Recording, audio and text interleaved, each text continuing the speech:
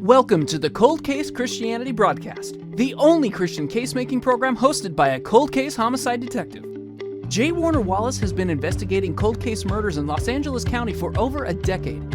His work has been featured on Fox News, Court TV, and Dateline. For more information about Jim's work and the case for Christianity, please visit coldcasechristianity.com. Now, here's your host, J. Warner Wallace.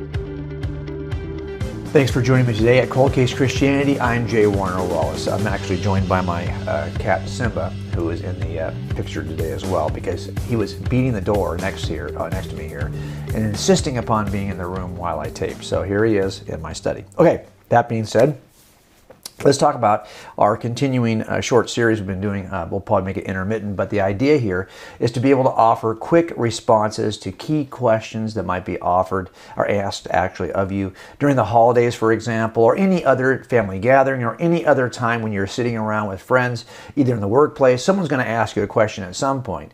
And I would actually ask you, if no one's asking you questions about what you believe as a Christian, why does that happen? Why is that the case?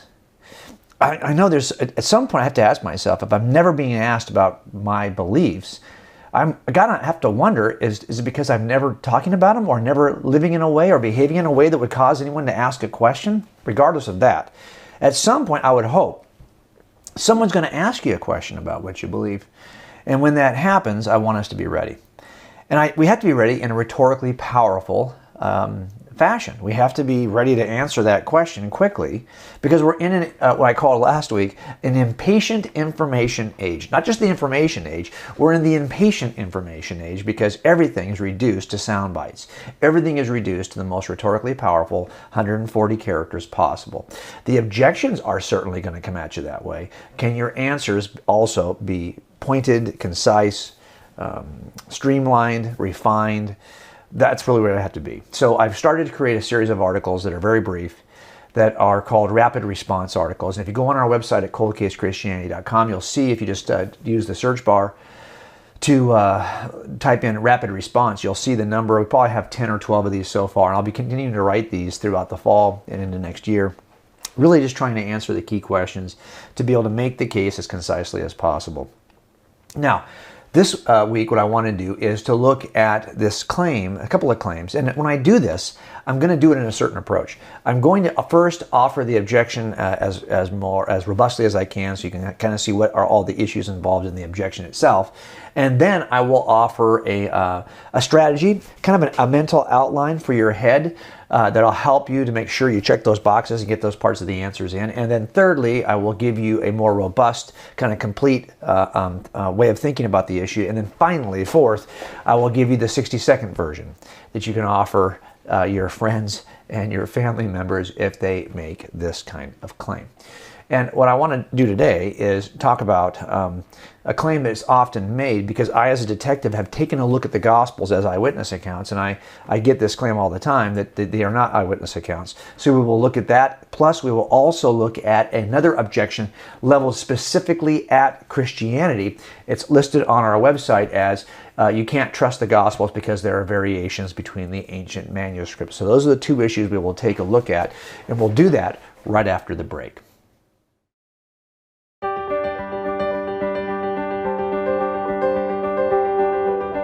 I became a Christian at the age of 35, and I did so by examining the Gospels using the skill set I had as a detective.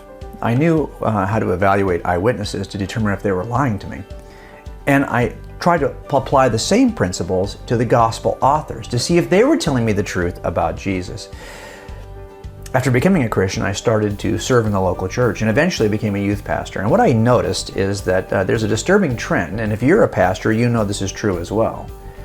Our young people don't survive well in the college setting. It's just a fact. If you look at all the surveys that are out there, you will see repeatedly that young people walk away from the church in large numbers in their college years. And if you were to trace back where the first skepticism occurred, because most of these students, when polled, will tell you they walked away because of some form of intellectual skepticism. If you were to trace that back to see where that began, you would discover, for the most part, it begins in junior high. That was my experience also as a youth pastor, because I had both junior high and high school students. As I watched them walk away in their college years and I traced back where that skepticism began, I realized it was time for me to change my youth ministry. And I began to make the case every week for why Christianity was true from the evidence, in addition to what it is we believe as Christians. But I always thought, wow, wouldn't it be great if the students, when they first came to me, had some background in this and they weren't seeing this evidence for the first time, having never heard anything like it before?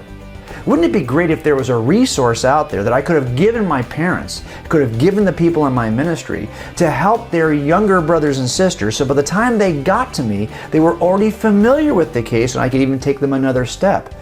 That's why I wrote a book called Cold Case Christianity for Kids. My book, Cold Case Christianity, kind of retraces my own spiritual journey, my own investigation. I think that's completely appropriate for both adults and high school students. But I wanted to create a resource that would be available for young kids, 8 to 12, to prepare them before the questions even arise. That's what I hope Cold Case Christianity for Kids does. My wife Susie and I have crafted this book with over 70 illustrations, and it's part of a larger experience. If you log on to coldcasechristianityforkids.com, you'll see that there's a cadet academy that your kids can actually enter and trace along through the book, watching videos, downloading activity sheets, earning a certificate of graduation, the same way I did when I became a cadet prior to being a police officer. My hope is that this book will prepare young people to know enough about the case that by the time they get to high school, many of the objections they're going to hear, they will have already considered. They will already have an answer. I want your kids, before they even get to you, and their siblings, to have enough information about the case for Christianity to become the best Christian case maker they can be. Visit coldcasechristianityforkids.com to get information about the book and how your students can begin the Cadet Academy.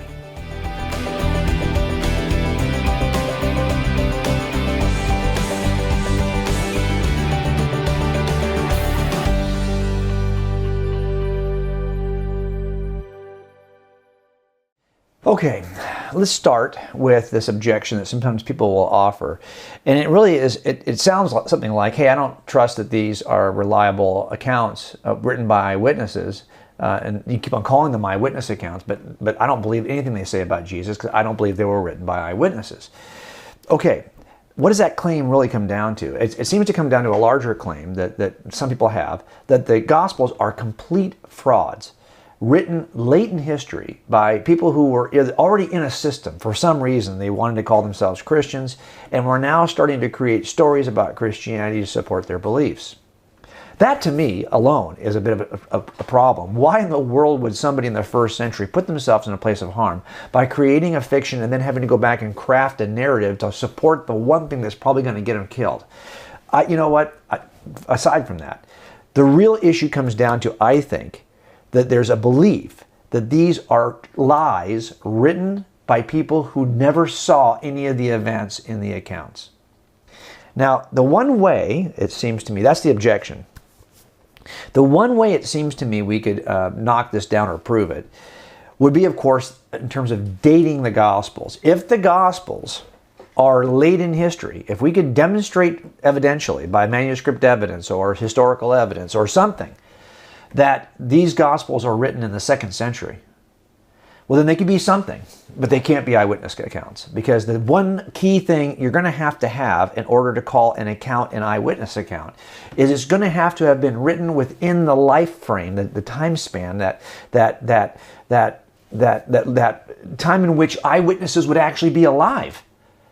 Look, if you write this in the 2nd century, the eyewitnesses are already dead. If there was anybody who saw Jesus or just saw that there was no Jesus, that group of people, that generation of alleged eyewitnesses of or against Christianity would already be gone. So whoever is writing these accounts, you can't call them eyewitnesses. The one critical key thing you've got to establish to know whether or not it's even possible that these Gospels are eyewitness accounts is the first question I offer in Cold Case Christianity. And that is, were they written early enough so that the authors could have been present as eyewitnesses? If they're written late, we can't call them eyewitness accounts. Okay.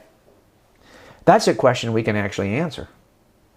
And of course, in my mind, I've got an outline for that. Number one, I have to make the claim I have to explain to the person I'm talking to that it's all about dating of the Gospels, that it qualifies them as eyewitnesses. Now, we're not talking about whether they're reliable eyewitness accounts. We're simply answering the question and answering the objection that they were or were not eyewitness accounts. Reliability is a whole other issue. But the first question is, could they really have been written by people who would have been there to know better or been there to actually see it? That's going to come down to dating the Gospels. So in my mind, the outline goes something like this. I'm going to have to make the case that dating of the Gospels is essential and answers the question. And then two, show why the dating of the Gospels will actually demonstrate the reliability of Scripture. And I'm going to do that by working backwards, as I did in Cold Case Christianity, from missing elements in a book that most of us can date. And that is the book of Acts. Now remember, Paul is featured in the book of Acts, and most of his letters, even skeptics who will at least give you the authorship of Paul's letters to some of those letters, and they won't agree that every letter of Paul is authentic. But for example, 1 Corinthians, no one's challenging, and we can date that in the early to mid 50s. And we have data in the book of Acts that puts Paul in the action. So we can kind of say it's not unreasonable to at least date the activity, the actions of the book of Acts in the 50s or 60s. All of this, by the way, is early enough to make that book within the lifespan of the eyewitnesses. So what we're going to do in making the case for the early dating of the Gospels is we're going to start with the book of Acts and work backward in history, because we know, lucky for us, that the book of Acts is part of a 2-book volume, Gospel of Luke and the book of Acts, both written by Luke, at one time all part of one manuscript that then became separate. And you can see that in each manuscript, the person of Theophilus is mentioned in the first chapter. He's introduced more formally in the Gospel of Luke, because that's the first time he's introduced. He's referred to again in the first chapter of the book of Acts, when Luke says, in my former book, Theophilus, I wrote about all that Jesus began to teach and all that stuff he talks about. So you have here good reason to believe that this is what the history shows us. This is a 1 volume broken in half into 2 volumes. So we know if we can somehow lock down the book of Acts and date it, we can then infer reasonably that the Gospel of Luke comes before it, and then we can start to work on the dating of the other Gospels based on the Gospel of Luke. Okay, that's a mouthful, I get it. Let me just show you how I typically work it out. I ask the question, can anyone tell me in the book of Acts, is there any reference to the destruction of the temple?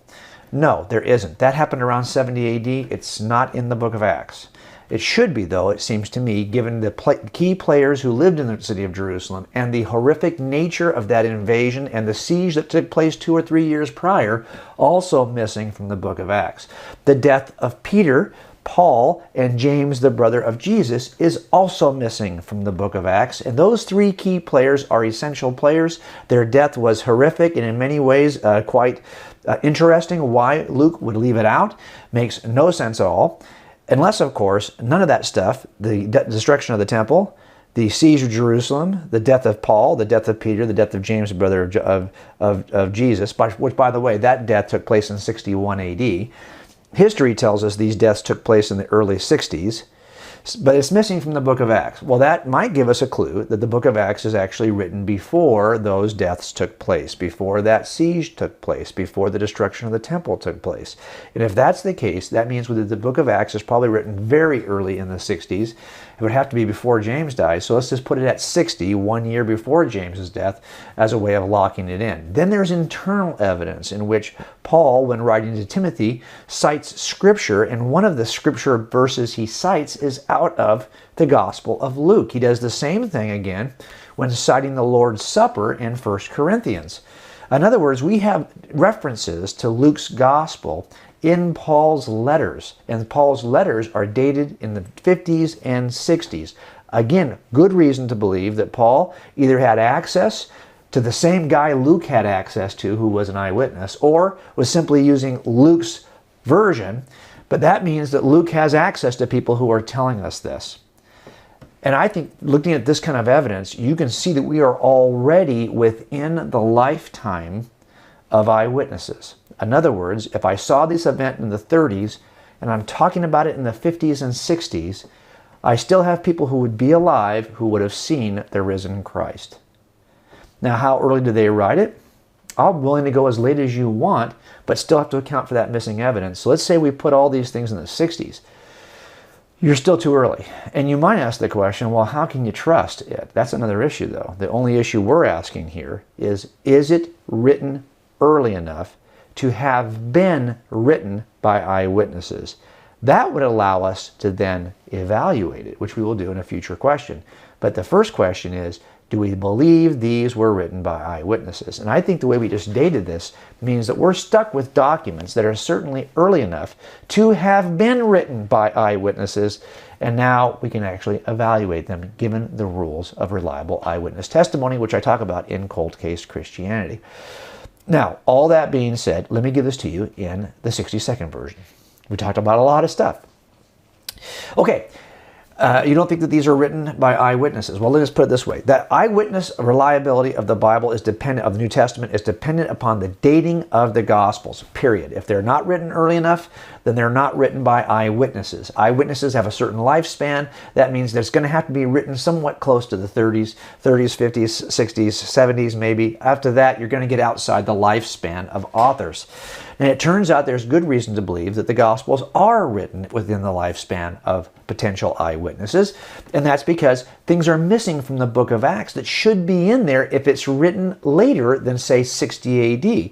A lot of stuff that happened after 60 AD is missing from the Gospels. The death of James, the brother of Jesus, the death of Peter, the death of Paul, the siege of Jerusalem, the destruction of the temple in Jerusalem. These are things that are missing from the book of Acts, which is why I believe a good dating for the book of Acts is in the very early 60s or late 50s. And already, if I stop right there, we're inside the lifetime of potential eyewitnesses.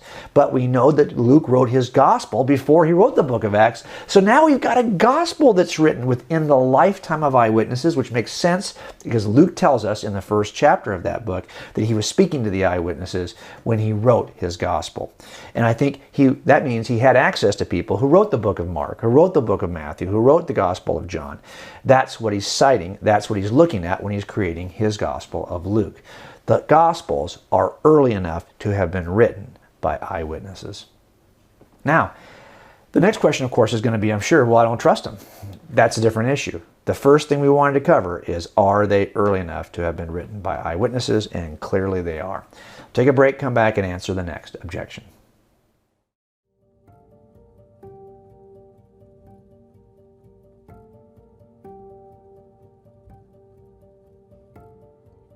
I did 26 years working casework, the better half of that in the end was working cold cases.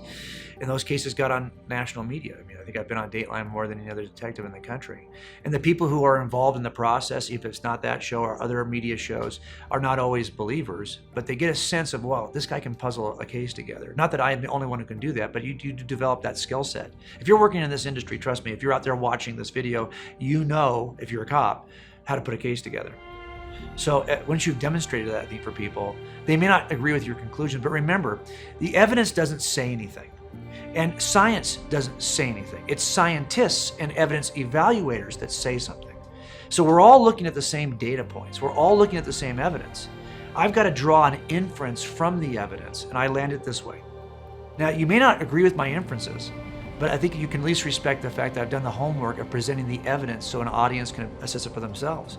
So that's why I think I have supporters who don't agree with my inferences, but they respect the process. And that's one of the things I try to do uniquely in God's Crime Scene. I'm trying to give the readers not just here are the facts, but here are how detectives assemble facts to develop a case. Here are the processes, the rules that we obey, how we put a cumulative case together.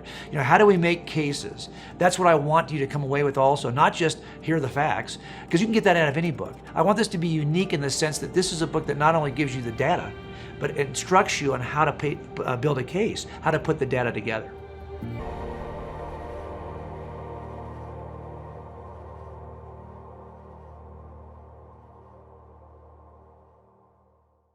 Have you ever questioned the resurrection or know someone who has? Follow along with J. Warner Wallace as he examines the most important case in all of history. You'll learn how to think like a cold case detective and share the compelling evidence that Jesus truly is alive. We need to share the good news with those who desperately need to hear it. Will you become a casemaker for Christ? Order Alive in packages of 10 and begin sharing the most important message of all, the truth of the resurrection.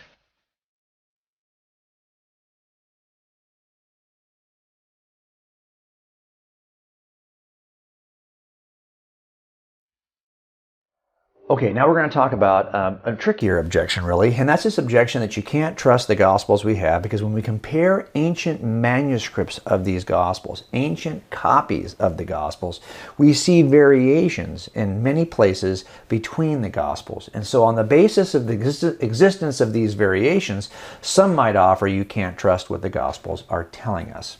Well, first of all, I'm not going to reject this idea that there are variations between the Gospels, because there are. And so this is a very valid objection. Here's what they're basically saying. It's kind of like when Bart Ehrman claims that he stopped being a Christian when he discovered that we didn't have the original Gospels. And we don't, folks. We don't have the original copies.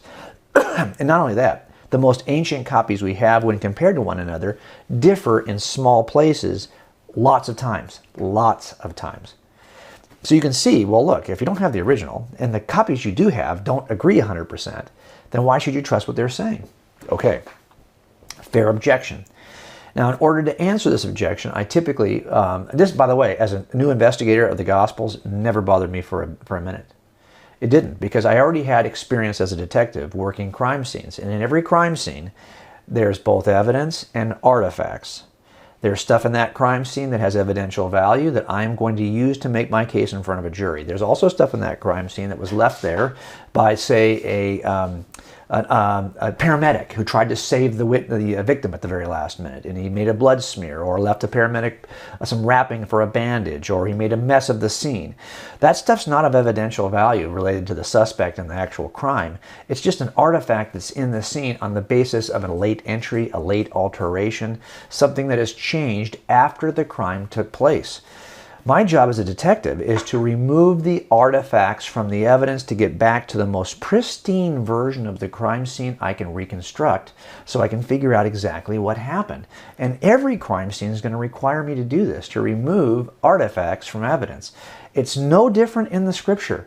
Okay, so after the truth was recorded, some variations took place, either errors that were made unintentionally or intentionally. Do we have a system in place to remove the errors? Yes, we do. So the question is, could you imagine if you called me to a crime scene as a detective and I stood there at the edge of the scene and I said, sorry, I can't help you because I can see this has been altered. I can see that someone came in here and tried to save the victim and made a mess of the scene. Your paramedics ruined it. I can't help you. No, I'm paid to actually go in and figure out what is an artifact and what is evidence, remove the artifacts, return to the pristine nature of the crime scene, and get the job done. Folks, I don't get to just walk away because there happens to be a mess. And either do you as a Christian. You're going to have to take a look at that crime scene, the Bible, and ask yourself, do we have a process in place to return it to its most pristine version so we can tell what actually happened? Yes, we do, and here's how we do it. We examine all of those copies, and we discover that the variations don't exist in every single copy, and we can see what the variations are, we can identify them, and then we can return to the original reliably by seeing the context of the variations. And by the way, all of these variations are minor in the sense that they make no difference whatsoever to the nature of Christianity, the nature of Jesus, the nature of God, the nature of salvation, the nature of any orthodox position of classic Christianity. No orthodox position is under challenge or under consideration by these small variations. The vast majority are things that will say, Jesus went over here, or he went over here. Okay, the he and the Jesus are the variation. But it turns out if I've got 10 manuscripts that say Jesus and one that says he, I can start to do some critical analysis. As long as I have 11 copies, I can do some critical analysis about which of these two words should be in the actual document. And this is what we do in critical analysis of the Gospels, is we go back and compare the thousands of manuscripts we have to see which are the dominant ones, which are the oldest, are sometimes more important. But if we believe that the oldest manuscript has been corrupted for some reason, then we won't rely on the oldest all the time. This is a matter of comparing and knowing the history of the document, the history of the manuscript, to see which word is most reasonably the word that was in the original. And by the way, I do this in every crime scene. That's really the long version of this answer. Now, that's a mouthful, but we still did it, I think, in under 4 minutes.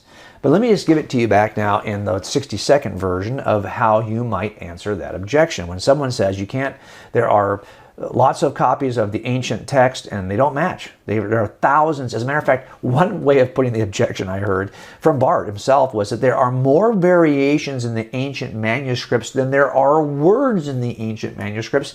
And when the biblical scholar Dan Wallace, who's not related to me, actually heard that objection, he said that's a fair objection. As a matter of fact, it could be even worse than Bart says it is.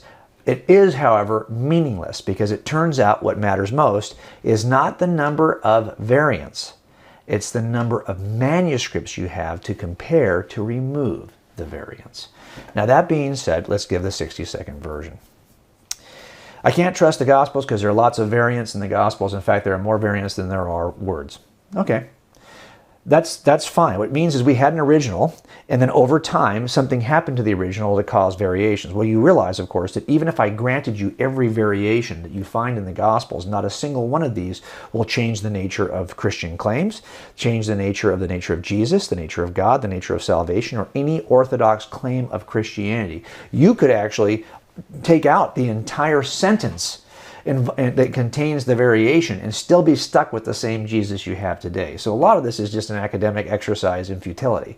But I have a process in place by which I return crime scenes to their prestigious, unique, original condition by removing the artifacts and getting back, reconstructing the crime scene. Detectives do this all the time. And in a very similar way, scholars of the Bible can return the Bible to its reliable original by comparing the thousands of manuscripts we have to determine which of the variations was in the original. And that's what we do with textual criticism all the time. Now, even if we didn't do that, you're not going to change the nature of Jesus. But lucky for us, we can do that, and we now know we have a copy in our hands that has been returned reliably to its original state. Okay, so we now answer the objection in 60 seconds. So you can kind of see how the variation is, how the two different kinds of answers are, the long version and the short version. That being the case, I hope that was helpful as you start to entertain some of these objections with your friends and family. And I hope you'll be watching this show in the future as we continue to cover more of these rapid responses to objections or questions about Christianity. Until next week, I'll see you right here at Cold Case Christianity. Thanks for joining us at the Cold Case Christianity broadcast. If you're interested in more information about this week's topic, please visit coldcasechristianity.com. For a thorough investigation of the reliability of the New Testament Gospels and the case for Christianity, be sure to purchase Cold Case Christianity. A homicide detective investigates the claims of the Gospels. It's available wherever books are sold.